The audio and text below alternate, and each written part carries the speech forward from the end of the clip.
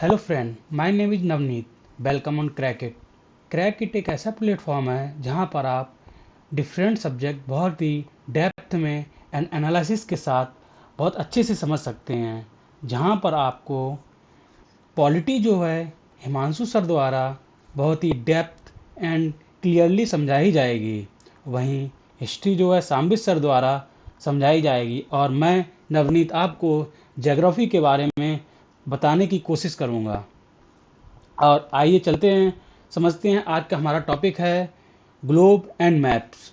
Globe की ज़रूरत क्यों पड़ती है और इनका इम्पोर्टेंस क्या है, इनका सिग्निफिकेंस क्या है, इसके बारे में समझते हैं। इसका क्या हिस्ट्री रहा है और ये कैसे डेवलप हुआ है, आइए इसके बारे में समझते हैं। ये क्या है globe? What is globe? A globe is a three-dimensional scale model of the Earth and the other round bodies.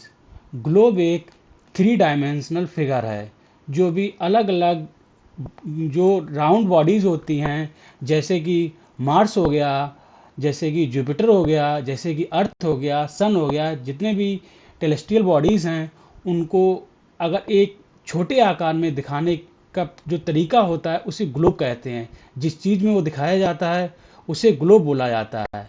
जैसे कि the globe is the true and correct representation of the earth surface.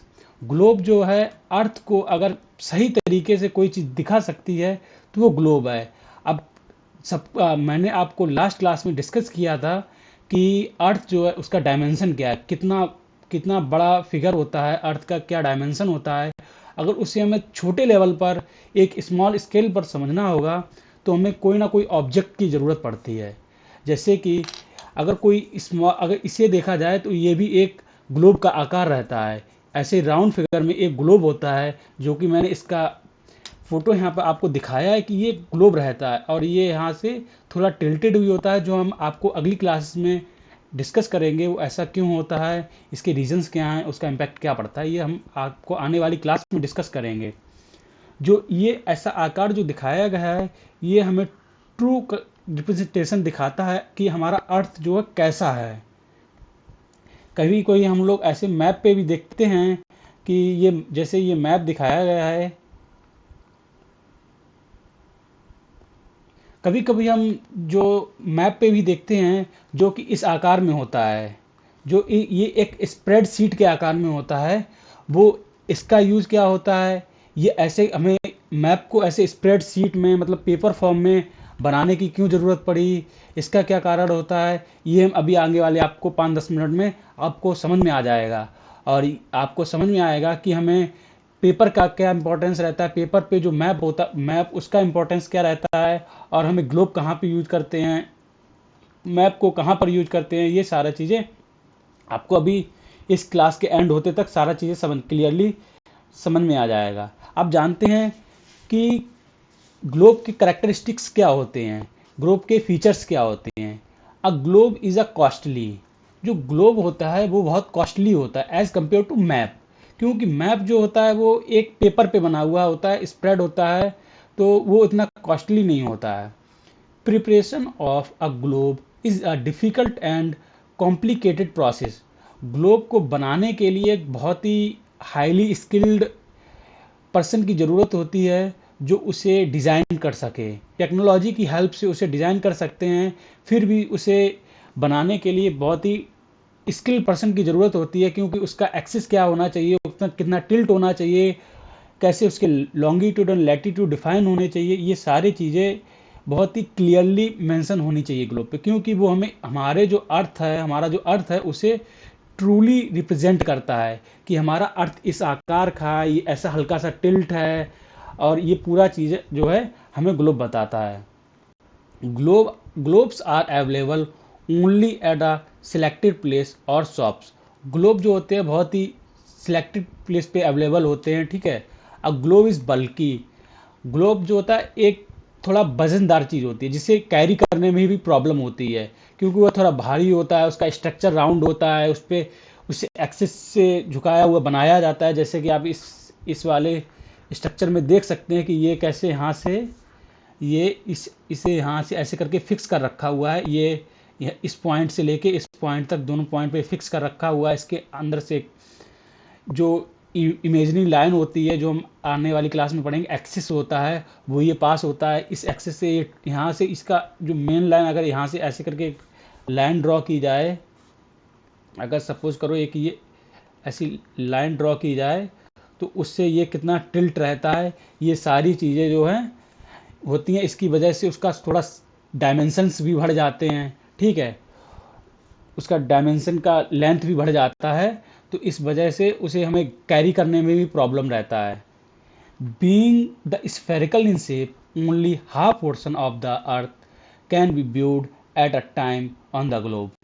अब जैसे कि मैंने ये आपको structure बताया था, अब इस स्ट्रक्चर को भी आप अगर देख रहे होंगे तो इसका हाफ पोर्शन ही आपके सामने दिखाई पड़ेगा।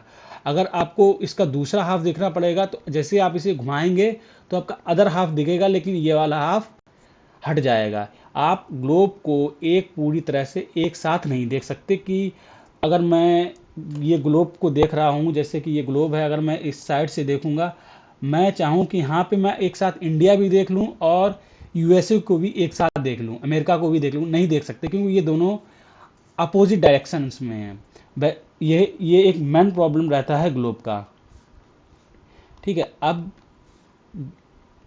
The greatest drawback of using the globe is the problem of scale. अब जैसे मैप होता है उससे हम स्केल की बेसिस पे डिफाइन कर सकते हैं, जो कि हम अभी आगे डिस्कस करेंगे 5 मिनट में। लेकिन ग्लोब पे एक पर्टिकुलरली स्केल से डिफाइन नहीं कर सकते क्योंकि वो राउंडेड शेप में होता है। तो उसका अगर इक्वेटर पे देखा जाएगा तो उसका एरिया जो है ज़्यादा निकलेगा, और वहीं पोल पे पहुंच जाते हैं तो वो ये जैसे यहाँ पे पहुंच जाते हैं तो यहाँ पे अगर यहाँ पे कोई ये प्लेस पास पास लगेंगे, ठीक है, और यहाँ पे होगा तो बहुत दूर दूर रहेगा, ठीक है। अब समझते हैं, ये तो मैंने ग्लोब के बारे में डिस्कस कर लिया। अब देख जानते हैं, अभी मैंने आपको बताया स्प्रेडशीट में मैप होता है, मैप के बारे में बताया कि, तो आप जानते हैं कि मैप क्या होता है। आइए देखते हैं मैप क्या होता है। चलिए डिस्कस करते हैं मैप क्या है। Why was the map needed, map की ज़रूरत क्यों पड़ी। जब हमारे पास ग्लोब एज अ स्ट्रक्चर जो ट्रू रिप्रेजेंट अर्थ को कर रहा था, तब वो अवेलेबल था, तो हमें मैप की ज़रूरत क्यों पड़ी। मैप की ज़रूरत हमें इसलिए पड़ी क्योंकि जो ग्लोब था ना, वो उसके बहुत सारे लिमिटेशन थे। जैसे कि due to the limitation of globe के जो लिमिटेशन थे उसमें था, with the help of map we can study part of the earth. अब जैसे कि अगर मुझे पूरा अर्थ को नहीं स्टडी करना है, मुझे केवल इंडिया को स्टडी करना है, ठीक है, मुझे केवल इंडिया को स्टडी करना है, तो अगर हम ग्लोब पे करेंगे, अब जैसे ग्लोब पे अगर हम करेंगे तो जैसे ये दिखाया हुआ है, अब ये है, ये इंडिया है, तो हम इसे अंडरस्टैंड करने में प्रॉब्लम आएगा, किस प्लेस को कैसे दिखाना है। अब हमें अगर इंडिया को देखना होगा ग्लोब पर, तो हम लोग जो है अगर ग्लोब को बनाने की कोशिश करेंगे, कितना बड़ा ग्लोब बना लेंगे, इतना बड़ा, इतना बड़ा, इतना बड़ा, कितना उसका डायमेंशन, मतलब कितना बड़ा ग्लोब बना सकते हैं। अब ये तो नहीं है कि रूम के बराबर ग्लोब बना लिया, उसे बैठ के घुमा रहे हैं, इतना बड़ा तो नहीं बना सकते हैं। तो इसलिए हमें मैप की ज़रूरत पड़ती है। मैप में ये होता है कि अब मुझे एक पर्टिकुलर एरिया का, मान लीजिए मुझे एक स्टेट का स्टडी करना है, एमपी स्टेट का स्टडी करना है, ठीक है। तो अगर एमपी को स्टेट का स्टडी करना होगा, तो हम जो क्या करेंगे, अगर अब जैसे ये एमपी है, अगर मुझे इसका स्टडी करना होगा तो इतना बड़ा मैप बनाएंगे, इसे स्प्रेडशीट पे बनाएंगे, वहाँ पे सारी वहाँ की जो इंपॉर्टेंट लोकेशंस होगी, किस किस पर्पज़ के लिए हमें मैप चाहिए होगा, वो सारी वहाँ पे डिफाइन कर सकते हैं। जो कि अभी आपको बताएंगे किस टाइप के मैप होंगे, उसमें आपको क्लियरली पता चलेगा कि कौन सा मैप किस पर्पज़ के लिए यूज़ होता है। तो ये सारी चीज़ें रहती हैं। अब map can provide more information than a globe. जैसे कि मैंने बताया, ग्लोब अगर हम लोग बनाना भी चाहेंगे तो बहुत बड़ा नहीं बना सकते हैं ग्लोब। लेकिन मैप जो है, अगर हम उसे एक छोटे से आकार में भी, अगर उस छोटा पर्टिकुलर एरिया को स्टडी करना होगा, अगर मुझे छोटे से एक, ये मान लीजिए ये मैप है हमारा, अगर मुझे एक डिस्ट्रिक्ट का स्टडी करना है, तो यहाँ पे मैं पूरा आराम से पूरा एक डिस्ट्रिक्ट का यहाँ पे डिटेल लिख सकता हूँ कि यहाँ से ये रोड जा रही है, ये रोड जा रही है, ये रेलवे लाइन जा रही है, ये रेलवे लाइन जा रही है, ये रिवर पास हो रही है, सारी चीज़ें आराम से इजीली डिफाइन कर सकते हैं। Map is cheaper compare with globe. जैसा कि बताया, अगर ग्लोब बनाना होगा तो बहुत सारे मटेरियल की ज़रूरत पड़ेगी, और वही मैप बनाने के लिए हमें केवल एक स्प्रेडशीट की ज़रूरत पड़ती है, जहाँ पे हम इजीली डिफाइन कर सकते हैं क्या होता है। ईजी टू कैरी, अगर हमें ग्लोब को कहीं ले जाना होगा, मान लीजिए इतना बड़ा ग्लोब है, ठीक है, ये है, इसका आकार मान लीजिए बड़ा कर दिया, तो इतना बड़ा ग्लोब है, अगर हम उसे कैरी करके लेके जा रहे हैं तो हमें प्रॉब्लम होगी, कैसे कैरी करके लेके जाना होगा। अब वहीं अगर मैप हुआ, तो अगर मैप वहीं अगर मैप हुआ तो अगर उसे स्प्रेडशीट में होगा, ठीक है, पेपर फॉर्म में होगा, पेपर उठाया, उसे फोल्ड किया, पॉकेट में रखा, चल दिए। और जहाँ पे ज़रूरत पड़ी उसे निकाला, खोला, एंड उसे देखा कि हाँ मैं यहाँ पे हूँ, इस क्या ज़रूरत है। अब तो हम लोग जैसे कि ये मोबाइल में भी देखते हैं कि अगर मुझे कहीं जाना होता है, हम लोगों को कहीं जाना होता है, बस मोबाइल पे प्लेस का नाम डाला, मैं गूगल मैप खोला, प्लेस का नाम डाला, सर्च किया, पहुँच गए। अब ये जानते हैं कि मैप क्या होता है, ठीक है। What is map? What is map? A map is a plan of Earth's surface on or a part of it। मतलब अगर ये अर्थ सरफेस है, ठीक है, मुझे ये अर्थ सरफेस का इक्वेटर, मुझे अगर इतना पर्टिकुलर एरिया का स्टडी करना है, ठीक है, अगर इतना पर्टिकुलर एरिया का स्टडी करना है, तो हम इसे एक स्प्रेड शीट पे ऐसे एक सीट लेंगे, ठीक है, उसका इंफॉर्मेशन इकट्ठा करेंगे, अदर अदर टेक्निक्स होती हैं जिसके थ्रू हम उसे इस पेपर पर रिप्रेजेंट करेंगे और हमारा मैप रेडी हो जाएगा। It is a term as a store house of information as it contains a lot of information. जैसे कि मैंने बताया, अगर मैंने इस पर्टिकुलर एरिया को स्टडी किया तो हमें बहुत सारी इंफॉर्मेशन मिलेंगी, वहाँ के हम वहाँ के क्लाइमेट के बारे में, वहाँ की सरफेस के बारे में क्या है, वहाँ के स्ट्रक्चर के उस वहाँ का स्ट्रक्चर क्या है, वहाँ उस सरफेस का इम्पोर्टेंस क्या है, क्या क्या चीज़ वहाँ से इवॉल्व होती है, ये सारी चीज़ें, वहाँ इकोनॉमी कैसी है, वहाँ की पॉपुलेशन कैसी है, ये सारी चीज़ें हम मैप पे इजीली डिफाइन कर सकते हैं, ठीक है।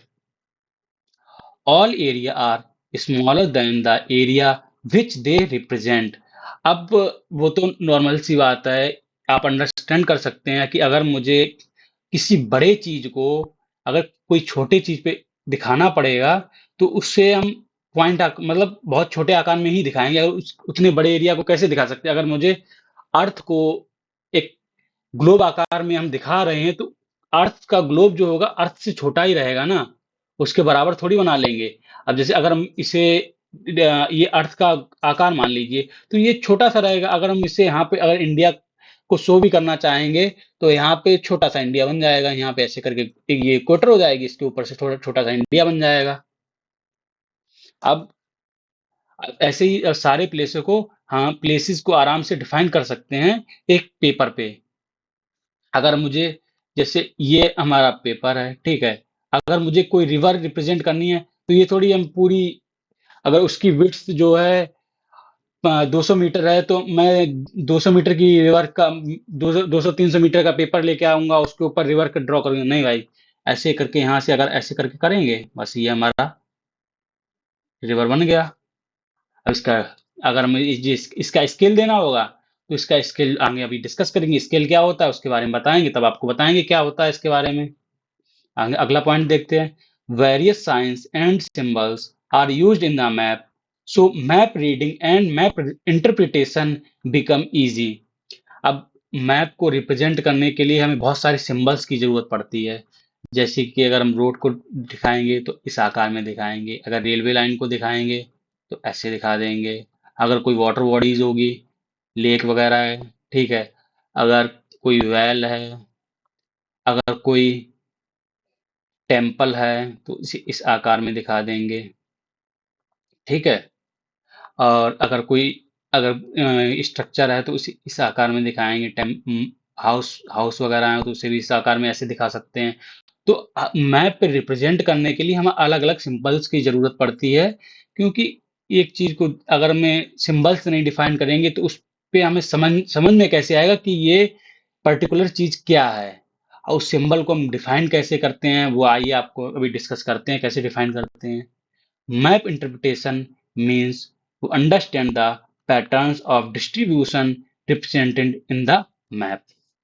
वो ये है कि मैप पे हमने जो चीज शो की है साइन एंड सिंबल्स के द्वारा, उसे हम जो समझते हैं, उसे इंटरप्रेट करते हैं, वो सारी चीजें मैप के थ्रू होती हैं। अब जैसे आपको ये दिखाते हैं यहाँ पे,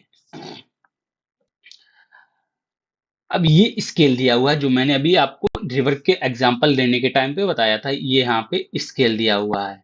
अब यहाँ पे जैसे ये इंडिया दे दिया हुआ है, अगर मुझे यहाँ पे दिल्ली दिखाना होता तो यहाँ से ऐसे करके यहाँ पे एक मार्क लगता, ये इसमें मार्क दिखाया होता ऐसे करके, ठीक है, ऐसे करके मार्क होता है, ऐसे मार्क होता है। अब यहाँ पे उसका सिंबल लिखा होता है कैपिटल, वो अभी आगे मैप में दिखाता हूँ मैं, एक मिनट।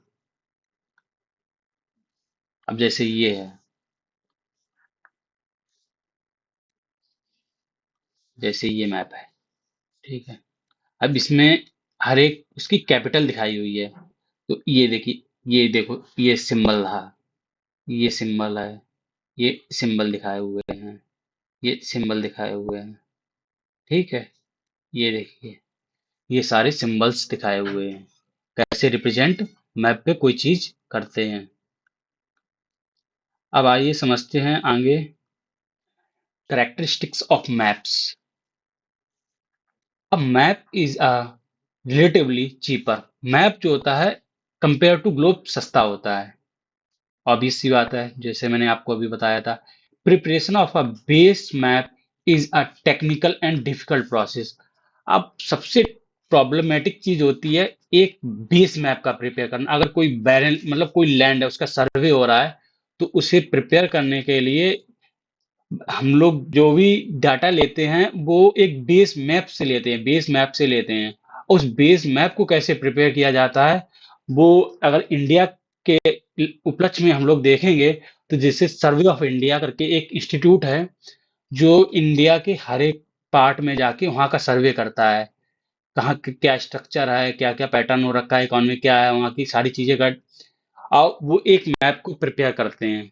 उसे हम लोग as a base map study करते हैं एंड उसे यूज करते हैं अदर फॉर्म में, और उसका मतलब और कहीं पे भी अगर मुझे कोई चीज नॉलेज चाहिए, कोई चीज जाननी है, उस मैप के थ्रू यूज किया जाता है। और उसे प्रिपेयर करने के लिए सर्वे ऑफ इंडिया हो गया, national atlas and thematic mapping and organisation हो गया, ये जो संस्थानें हैं वो सर्वे करके बेस मैप प्रिपेयर करती हैं, उनके पास टेक्निकल टीम होती है।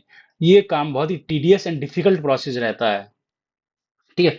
Maps are available everywhere, map जो है हर जगह अवेलेबल हो जाते हैं। आपको कहीं पे चाहिए, किसी भी स्टेशनरी शॉप पे चले जाइए, आपको मैप मिल जाएगा कि मुझे इंडिया का मैप चाहिए, अब वो पूछेगा पॉलिटिकल चाहिए, फिजिकल चाहिए, कौन सा मैप चाहिए। ये सारी चीज अभी बताएंगे कितने टाइप्स के मैप होते हैं, हर एक का इंपॉर्टेंस क्या रहता है, ये चीजें अभी आपको 2 मिनट में पता लगेंगी। अब map is very compact, map जो होता है बहुत ही कॉम्पैक्ट होता है, मतलब उसमें बहुत सारी चीजें बहुत पास पास रिप्रेजेंट की होती हैं। क्योंकि अगर मुझे एक बहुत बड़े एरिया को दिखाना है, अगर मान लीजिए 1000 स्क्वायर किलोमीटर के एरिया को, अगर हमें 1 स्क्वायर मीटर के एरिया में दिखाना है, 1 सेंटीमीटर स्क्वायर के एरिया में दिखाना है, तो उसे हमें बहुत पास पास रिप्रेजेंट करना पड़ेगा हर एक चीज को। ट्रांसपोर्टेशन ऑफ मैप इजी, जैसे मैंने बताया था, मैप को अगर मैप जो होता है स्प्रेडशीट के पेपर के फॉर्म में होता है, स्प्रेडशीट के फॉर्म में होता है, उसे फोल्ड किया, रखा, चल दिए। The entire earth can be seen on the map, map earth को हम लोग पूरा एक साथ देख सकते हैं मैप पर, ग्लोब पर नहीं देख सकते हैं। जैसे कि मैंने अभी यहाँ पे बताया था, अगर हम यहाँ पे देख पा रहे होंगे, तो यहाँ पे केवल हम ग्लोब पर एक साइड देख पा रहे हैं, जैसे यहाँ पे एशिया एंड अफ्रीका, ये कॉन्टिनेंट हमें दिख रहे हैं, यहाँ पे नॉर्थ अमेरिका साउथ अमेरिका नहीं दिख रहा है। अब वहीं अगर हमें वर्ल्ड मैप पे देखेंगे, तो हम यहाँ से सारी चीजें देख सकते हैं, north America, south America, Africa, Asia, Europe, Australia, Antarctica, ये सारी चीजें एक साथ हम देख सकते हैं, उसका स्टडी कर सकते हैं, कंपेयर कर सकते हैं चीजों को। Maps maps can be drawn on various scale as per our requirement, map को हम अलग अलग रिक्वायरमेंट के हिसाब से अलग अलग स्केल पे रिप्रेजेंट कर सकते हैं। अब जैसे कि मैं यहाँ पे आप देख सकते हैं, अब पूरे वर्ल्ड को एक पर्टिकुलर स्केल के यूज करके हमने एक पूरे वर्ल्ड को इतनी सीट पे डिफाइन कर रखा है। और वहीं अगर अब यहाँ पे इंडिया मुझे इतना सा यहाँ ये आकार इंडिया का दिख रहा है। अब मुझे इंडिया का स्टडी करना है। जैसे इंडिया का स्टडी करना है तो हमें मैंने इसका स्केल जो है इंक्रीज कर दिया है। ठीक है, इसका स्केल इंक्रीज हुआ है। तो अब यहाँ पे इंडिया को एक इतनी बड़ी सीट में दिखा दिया। अगर मुझे इसमें भी अगर कहीं पे अगर मान लीजिए यूपी को मुझे स्टडी करना होता तो यूपी को हम थोड़ा और इसका स्केल जो है मिनिमाइज कर देते। स्केल को मिनिमाइज कर देते, जैसे हम लोग जो गूगल मैप पे यूज करते हैं, जब हमें कोई पर्टिकुलर एरिया बहुत दूर की एरिया को देखते हैं तो उसे ऐसे करके जूम करके ऐसे मिनिमाइज करके करते हैं। और जब मुझे उसे पर्टिकुलर एरिया की पिन पॉइंट लोकेशन जाननी होती है तो फिर हम लोग उसे जूम आउट करके जब जूम आउट करते हैं तो उसे इजीली अंडरस्टैंड कर सकते हैं। अब जानते हैं स्केल्स क्या होती हैं। स्केल क्या होता है, जो अभी मैं जैसे आपकी मैंने बताया कि एक पर्टिकुलर लेंथ को अगर हम छोटी सी दूरी में मतलब छोटी सी अमाउंट में अगर रिप्रेजेंट कर रहे हैं तो वो स्केल रहता है। मैप को स्केल की हेल्प से हम आराम से इजीली अंडरस्टैंड कर सकते हैं। स्केल की जरिए हम लोग अगर जानना चाहते हैं कि अगर पर्टिकुलर लेंथ, यहाँ मान लीजिए कोई हमें जानना है कि दिल्ली से दिल्ली से मुंबई मुंबई की लेंथ क्या होगी, तो हम फीता लेके तो उसे नापने जाएंगे नहीं। तो मैप में इस्तेमाल करेंगे, मैप के जरिए देखेंगे उसमें जो स्केल दी हुई होती है उसका यूज करेंगे। अगर वहां पे अगर मैप में देखते हैं कि अगर एक एक सेंटीमीटर अगर 1 सेंटीमीटर को 100 किलोमीटर में रिप्रेजेंट किया हुआ है, अगर 1 सेंटीमीटर को 1 सेंटीमीटर को 100 किलोमीटर में रिप्रेजेंट किया हुआ है तो उस लेंथ को मेजर करके इजीली अंडरस्टैंड कर सकते हैं कि इसकी लेंथ क्या होगी। आप लोग हमें कमेंट सेक्शन में बताइए, आपके यहाँ से आपकी नेशनल कैपिटल की लेंथ क्या है, बताइए फटाफट। Map scale is a proportion of distance between any two places on the map to the same place on the ground। वही मैंने बताया कि अगर हम ग्राउंड ग्राउंड की लेंथ को डिस्टेंस को अगर हम उस स्मॉल पॉइंट में स्मॉल करके मतलब उस स्मॉल रेशियो में करके उसे मैप मतलब पेपर पे रिप्रेजेंट कर रहे हैं तो थ्रू किसके करते हैं, स्केल के। अब स्केल का देखते हैं कितने टाइप्स का होता है, क्या क्या होता है भाई।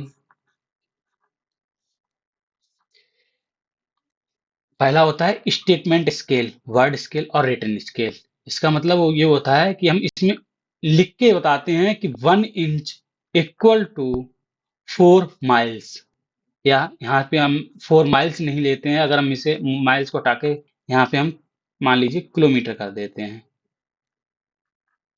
किलोमीटर्स। ठीक है, अब 1 इंच इक्वल टू हो गया 4 किलोमीटर। अगर हम मैप पे कोई दूरी देखेंगे, अगर वो यहाँ से यहाँ तक की 1 इंच है तो एक्चुअल ग्राउंड पे वो 4 किलोमीटर होगी। अब इस दूसरा मेथड जो होता है, दूसरा स्केल होता है रिप्रेजेंटेटिव फ्रैक्शन। उसमें ये होता है कि हम उसे जो है फ्रैक्शन के फॉर्म में देखते हैं, जैसे कि रेशियो के फॉर्म में देखते हैं। जैसे कि यहाँ पे दिया हुआ है 1:250,000।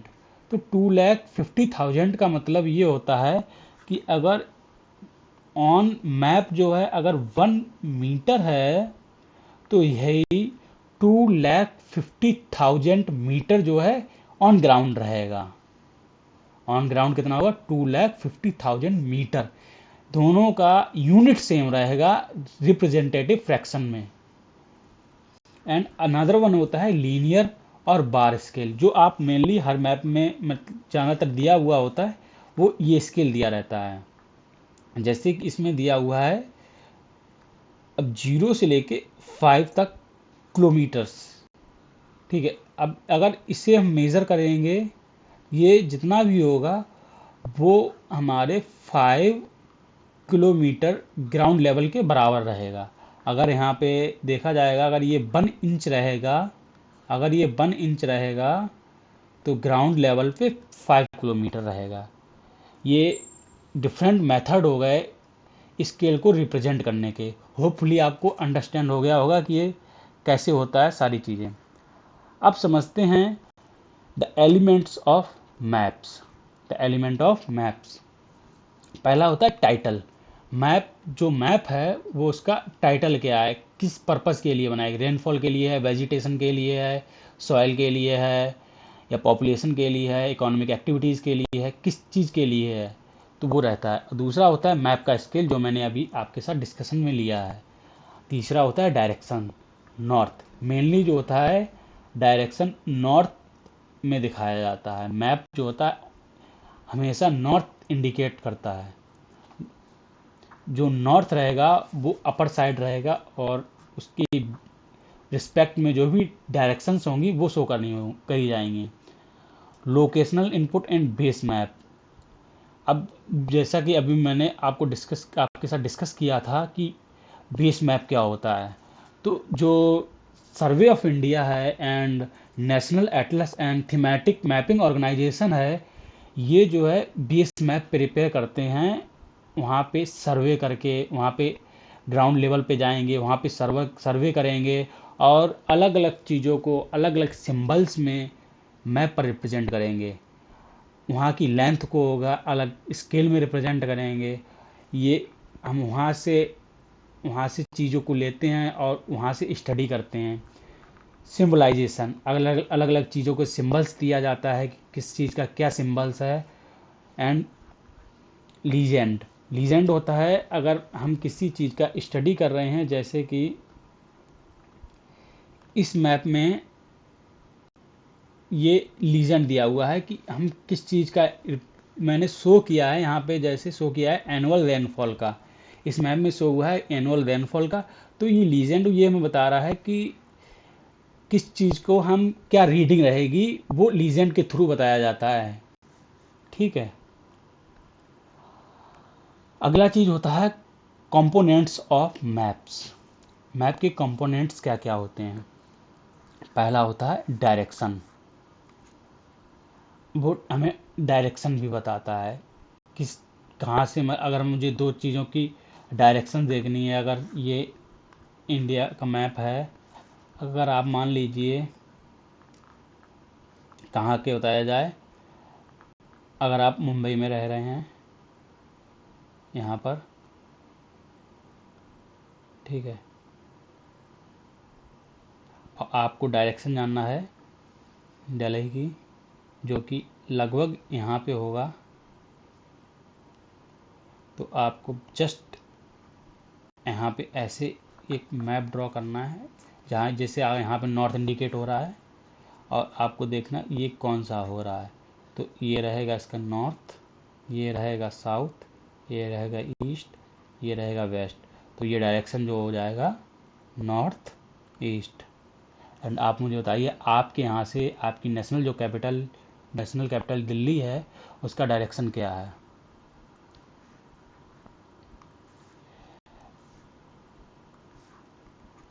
एंड अनदर वन है सिंबल।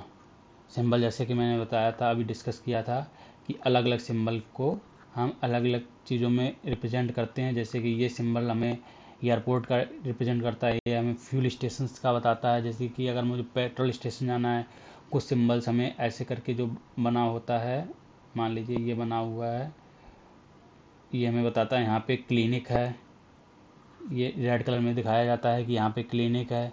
अलग अलग सिंबल्स जो होते हैं हमें शो किए जाते हैं, हमें मैप पे देखते हैं उन्हें और समझते हैं कि ये इस चीज़ से हमें समझ में आता है ये किस चीज़ का है, वहाँ पे क्या चीज़ अवेलेबल है।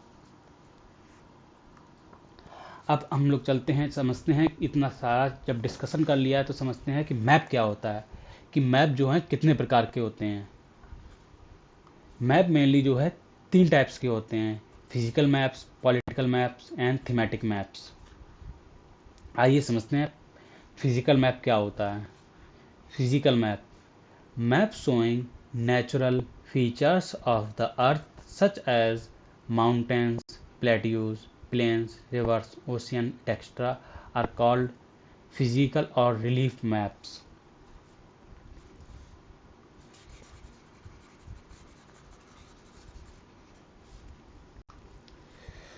जो भी मैप जो हमें माउंटेन्स मतलब पर्वत एंड प्लेट्यूस पठार, प्लेन्स, डेजर्ट मतलब रेगिस्तान, आइलैंड्स मतलब द्वीप, ये सारी चीज़ों के बारे में बताते हैं, वो मेनली फिजिकल मैप होते हैं। जो जो कि हमें कहाँ पे अगर जानना होता है, अगर कहीं पे रेनफॉल के बारे में भी जानना हो, वो भी मुझे हम लोगों को फिजिकल मैप के थ्रू पता लगता है। अलग अलग रिप्रेजेंटेशन रहता है वहाँ पे, वेजिटेशन क्या है, किस प्रकार का प्लांट डेवलप होता है, कितनी रेनफॉल होती है, ये सारी चीज़ें हमें फिजिकल मैप के थ्रू पता लगती हैं। जैसे कि यहाँ पे आप देख सकते हैं कि ये जो है यहाँ पे एल्टीट्यूड का मैप दिखाया गया है कि इंडिया का जो मैप है इसमें किस प्लेस का एल्टीट्यूड क्या है, मतलब वहाँ की हाइट क्या है। जैसे कि जो सबसे हाईएस्ट कलर है ये कलर दिखाया जा रहा है, ये जो है 6000 से, अगर 6000 से एबव है तो ये कलर रिप्रेजेंट हो रहा है, जो कि हमें कराकोरम हिमालय के जो माउंटेन्स हैं वो रिप्रेजेंट दिखाया जा रहा है यहाँ पे। अब वहीं हल्का, जब ये हल्का ब्राउनिश कलर हो जाता है जो कि 3000 के अराउंड है, तो ये हमें यहाँ पे जो शिवालिक रेंज हैं, मिडल हिमालयाज हैं, उनके बारे में बताया जा रहा है। अब वहीं ये जो ग्रीन कलर आ रहा है, जो मेनली इंडो गैंगेटिक प्लेन्स हैं उसके बारे में बता रहे हैं। और ये जो हल्का सा आपको चारों तरफ फैला हुआ दिख रहे हैं, ये सारी चीज़ें, ये जो है यहाँ से ये ये सारी चीज़ें जो हैं प्लेट्यूज़ हैं, पठार। यहाँ पे कुछ माउंटेन रेंजेस भी हैं, जैसे कि यहाँ पे माउंटेन रेंजेस हैं, यहाँ पे माउंटेन रेंजेस हैं, यहाँ पे हैं, यहाँ पे कुछ पीक्स भी रहती हैं। ये सारी चीज़ें हम फिजिकल मैप पे इजीली अंडरस्टैंड कर सकते हैं। आने वाले दिनों में आपको एक एक फीचर के बारे में क्लियरली बताएंगे, कौन सा कैसे मैप को स्टडी करेंगे, कैसे कौन सा फीचर मैप में कहाँ पे रिप्रेजेंट है, एंड बताएंगे आपको प्लेस को कैसे फिल करना होता है। अगर आपको एम्प्टी मैप दे दिया जाता है तो उसे कैसे फिल करना है, ये आने वाली क्लास में आप लोगों के साथ डिस्कस किया जाएगा। आप जानते हैं पॉलिटिकल मैप क्या होते हैं? Map showing cities, towns and villages and different countries and state of the world with their boundaries are called political maps। जो मैप जो हैं सिटी को दिखा रहे हैं, शहरों को दिखा रहे हैं, गाँव को दिखा रहे हैं, उनकी बाउंड्रीज दिखा रहे हैं, कंट्रीज़ की बाउंड्री दिखा रहे हैं, स्टेट की बाउंड्रीज दिखा रहे हैं, वर्ल्ड की बाउंड्रीज दिखा रहे हैं, वो सारे पॉलिटिकल मैप कहलाते हैं। आइए समझते हैं कैसे होते हैं पॉलिटिकल मैप। ये जैसे आप यहाँ पे देख सकते हैं, ये इंडिया का जो मैप है, यहाँ पे आप इजीली अंडरस्टैंड कर सकते हैं।